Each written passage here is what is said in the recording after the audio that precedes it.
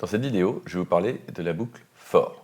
La boucle for, c'est une manière de raccourcir entre guillemets en une seule ligne ce que vous faites d'habitude dans une boucle while, c'est-à-dire instanciation de la valeur, conditionnelle, donc en fait le test de la boucle, et incrémentation ou changement de la valeur.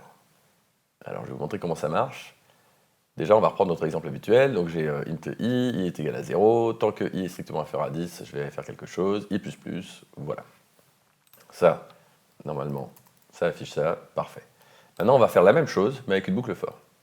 Et avec la boucle for, voilà comment ça marche. For, là ici, j'ai mon association de valeur. Hop.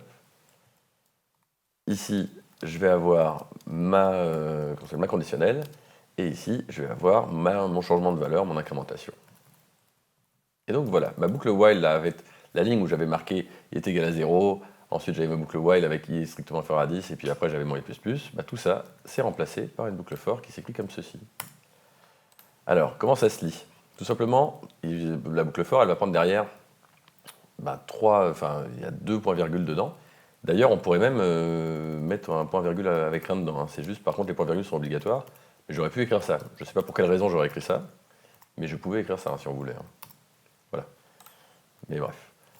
Donc, la première partie, c'est la partie instanciation. Elle va être appelée, en fait, cette partie-là va être appelée au début, quand on rentre dans la boucle for. Une fois. Cette partie-là va être appelée à chaque fois, au début, avant de rentrer dans la boucle for, à chaque fois.